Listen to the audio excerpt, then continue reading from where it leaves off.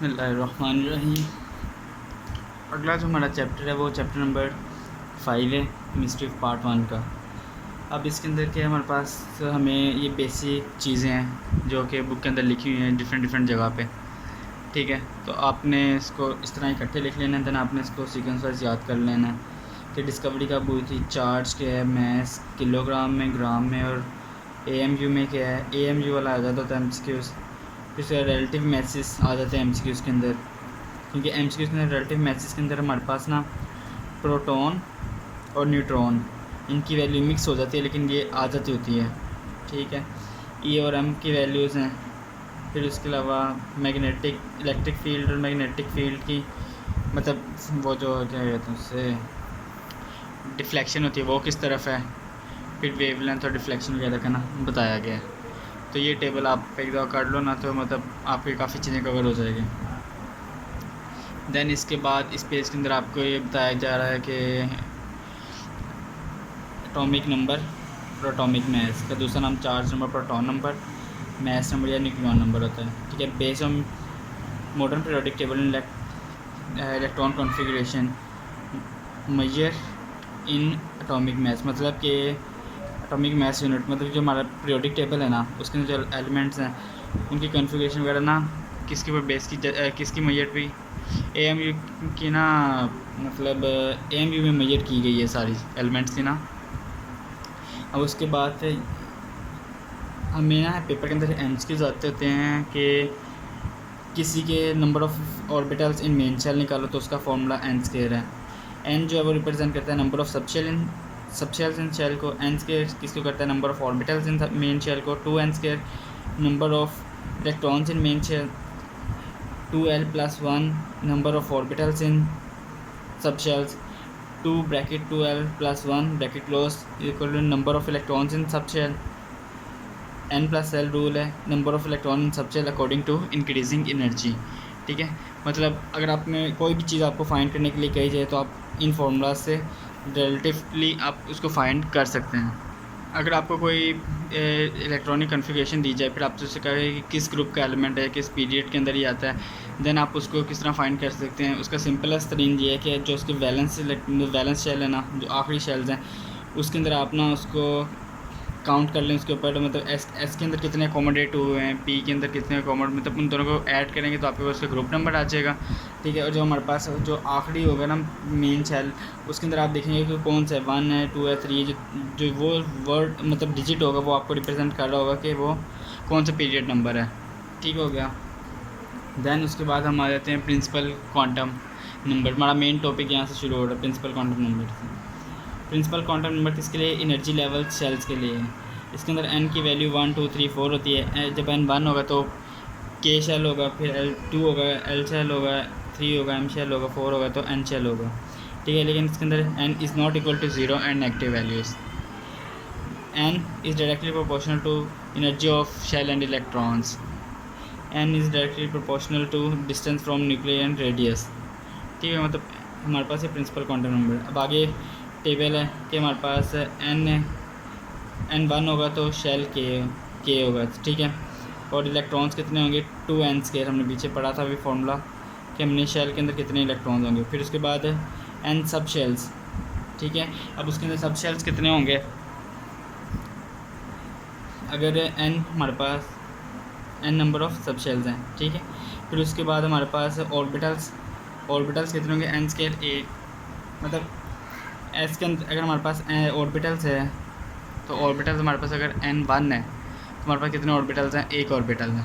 ठीक है, उसके बाद अगर हमारे पास n2 है तो हमारे पास l शेल हो जाएगा, और हमारे पास नंबर ऑफ़ इलेक्ट्रॉन्स उस शेल में कितने हो जाएंगे, 8।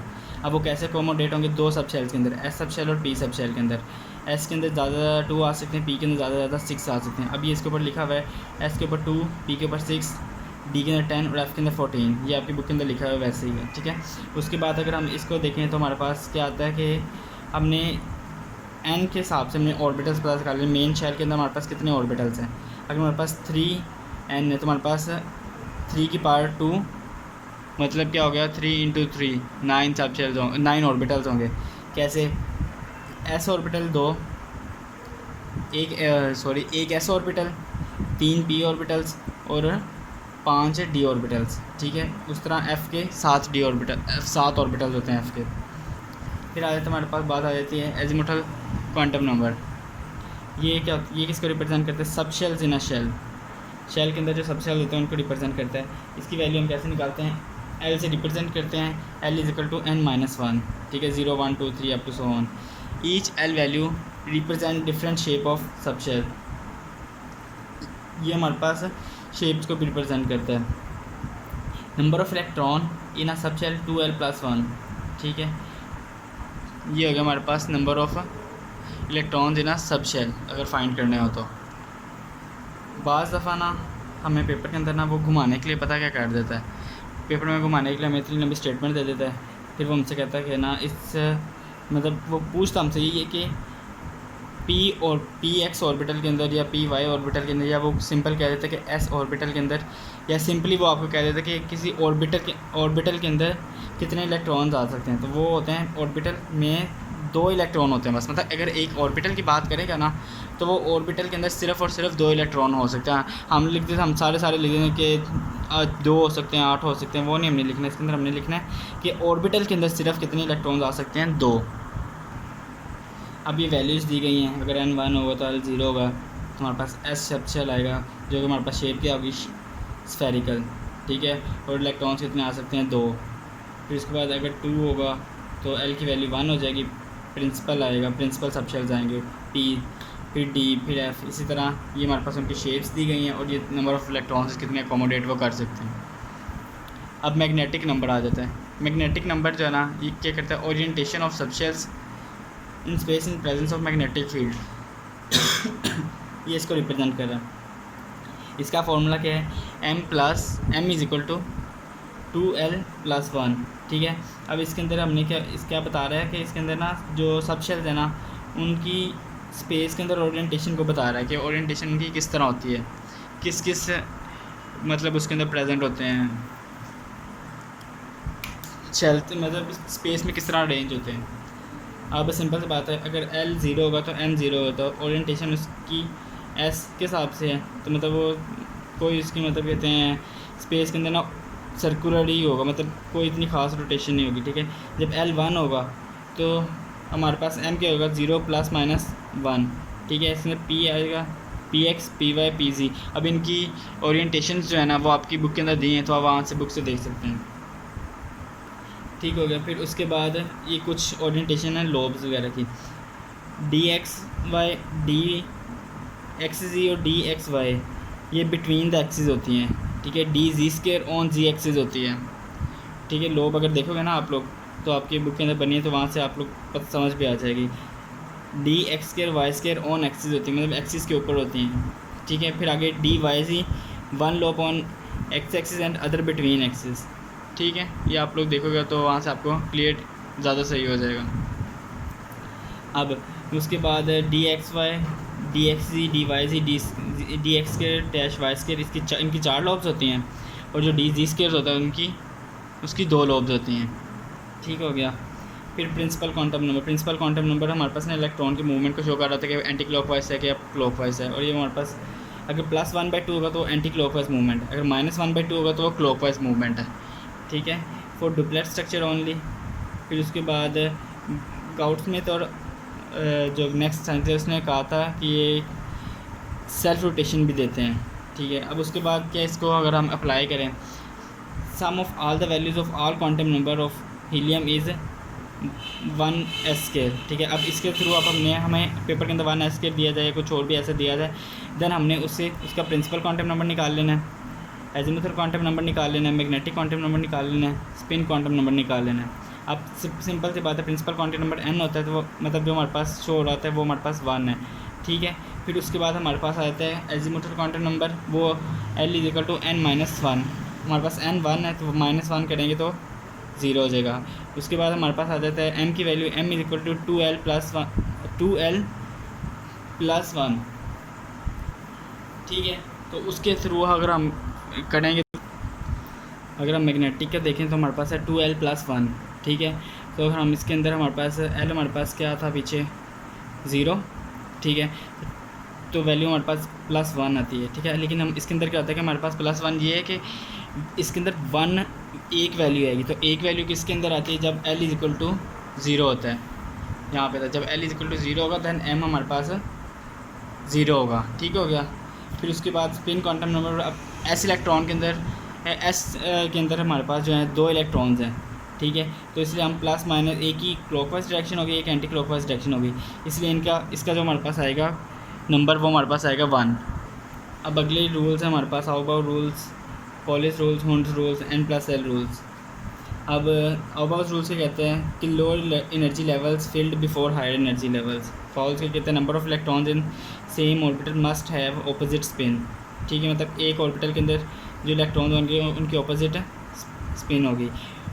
हुंड्स रूल क्या कहता है अगर तुम्हारे पास ज़्यादा ऑर्बिटल्स मौजूद हैं तो वो हम पहले क्या करेंगे, ऑर्बिटल्स के अंदर सेम स्पिन के साथ हम इलेक्ट्रॉन्स को फिल कर सकते हैं। n+l रूल क्या कहता है, n+l रूल ये कहता है कि ना जो सब शेल्स होते हैं ना वो हमारे पास इंक्रीजिंग ऑर्डर के अंदर अरेंज होते हैं। इफ़ एनी टू सब shells have same n+l value prefer the smaller value of n। अब इसकी एग्जांपल हम लेते हैं कि हम पेपर के अंदर वो दे देता है कि 6D है या 7P है, कुछ भी हमें दे देता है। वो कहता है कि उसके बाद हमारे पास कौन सा फिल होगा, नीचे वो ऑप्शन इस तरह के दे देता है कि 7S 7P। हम कॉन्फ़िगरेशन लिखने बैठे तो इतना टाइम लगेगा, तो उसका ये तरीका है कि ना आपने क्या करना है, आपने पहले देख लेना है n वैल्यू क्या है 6, फिर आपने देख लेना है l वैल्यू क्या है 6 + 2 8, ठीक है। तो हमारी इसकी वैल्यू क्या आ गई 8। अब हमने करना क्या है कि हमारे पास जो ऑप्शन होंगे ना, अगर हमारे पास उन ऑप्शंस के अंदर से हमारे पास कोई 8 के करीब आ रहा है तो वो हमारा राइट ऑप्शन होगा। अब 7 + 0 ये 7 वैल्यू की मतलब ये ऑप्शन नहीं है, हमने क्या लेना ऑप्शन के अंदर 8 देखना, ऑप्शन के अंदर 7 + 1 8, ये हमारा ऑप्शन ठीक है। अब उसके बाद कहता है कि वो कहता है कि अगर तुम्हारे पास सेम n+l की वैल्यू आ जाती है, मतलब कि अगर हमारे पास 6P है या यहाँ पे हमारे पास होता लेट्स सपोज 6D होता, तो हम क्या करते, हम स्मॉलर n वाली वैल्यू को देखते, ठीक है। तो हम यहाँ पे 6D पहले लगा देते, ठीक हो गया। फिर उसके बाद इलेक्ट्रॉन कॉन्फ़िगरेशन वो सबको ही आती है, लेकिन आपने याद रखना कि क्रोमियम के अलावा एक और एलिमेंट था वो मेरे जहन से निकला हुआ है, लेकिन आप पीरियोडिक टेबल से देख लें ज़रा। क्रोमियम एक ऐसा है जो हमारे पास जिसके अंदर 4s होता है वो हमारे पास आउटर मोस्ट शेल होता है, ठीक है। और जो सबसे पहले जो इलेक्ट्रॉन निकलता है या एंटर होता है ना वो हमारे पास 4s के अंदर होता है, ठीक है। और ट्रांजिशन एलिमेंट से आपको कॉन्फ़िगरेशन लाजमी आनी चाहिए। पेपर के अंदर आपको MCQ किस तरह आता है, पेपर के अंदर आपको MCQ आता है विच ऑफ द फॉलोइंग है minimum number of unpaired electrons. ये आपने कॉन्फ़िगरेशन ड्रॉ करके आपने देखना होता है कि किसके पास सबसे कम होते हैं, ठीक है। उसके अलावा ट्रांजिशन एलिमेंट्स में इलेक्ट्रॉन एंटर और लीव 4s से पहले होगा, ठीक हो गया। जितने भी ट्रांजिशन एलिमेंट्स हैं ना उनके अंदर हमारे पास इलेक्ट्रॉन एंटर और लीव कहाँ से होगा 4s से।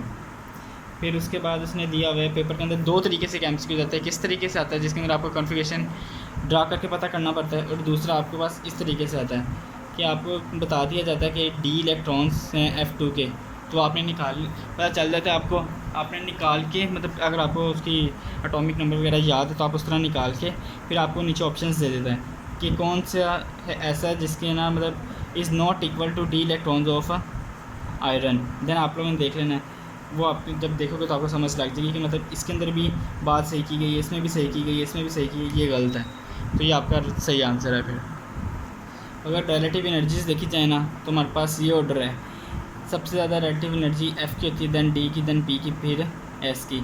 अगर शील्डिंग इफेक्ट देखा जाए, शील्डिंग इफेक्ट सबसे ज़्यादा S का होता है, फिर P का होता है, फिर D का होता है, फिर F का होता है, ठीक हो गया। दैन फिर हमारे पास है कि हाउ मैनी टाइम्स कह रहा हूँ, helium +2 is how many times heavier than electron, ठीक है। तो आगे ऑप्शंस दिए गए हैं। अब हीलियम प्लस इलेक्ट्रॉन के अंदर क्या है, 2 प्रोटॉन है 2 न्यूट्रॉन है। जब हम इनकी वैल्यूज पुट करेंगे तो हमारे पास आंसर 7344 आ जाएगा, ठीक है। फिर उसके बाद ये बात पहले भी बता दी हुई है पिछले लेक्चर्स के अंदर, in same shell ionization energy order SPD है, मतलब अगर सेम ही शेल है ना तो उसके अंदर आयोनाइजेशन एनर्जी का ऑर्डर क्या है, सबसे ज़्यादा S है, फिर P है, फिर D है, फिर F है। No maximum ionization difference shows no more loss of electrons, ठीक है। अगर हमारे पास पेपर के अंदर आपको आयोनाइजेशन एनर्जीज दी जाती हैं तो आप लोगों को पता नहीं चलता कि कौन से, फिर आपसे पूछ लेता है वो कि कौन से ग्रुप का एलिमेंट है, ठीक है। अगर आयोनाइजेशन एनर्जी मैक्सिमम हो सेकंड और फर्स्ट ग्रुप के अंदर तो मतलब एक इलेक्ट्रॉन मूव होगा, तो मतलब ग्रुप 1 का है। अगर थर्ड और सेकंड के अंदर हमारे पास डिफरेंस सबसे ज़्यादा होता है ना हमारे पास, वो कौन से ग्रुप का है? सेकंड ग्रुप का है। अगर फोर्थ और थर्ड के अंदर है देन हमारे पास 3A का वो मेंबर है। इस तरह ख़त्म हो गया हमारे पास ये चैप्टर नंबर 5। अगर आपको नोट्स चाहिए तो इस पर रब्ता कर लें, और अगर आपको चैनल मतलब लेक्चर पसंद आया या कुछ हेल्प हुई आपकी तो काइंडली लेक्चर को चैनल को सब्सक्राइब कर दें।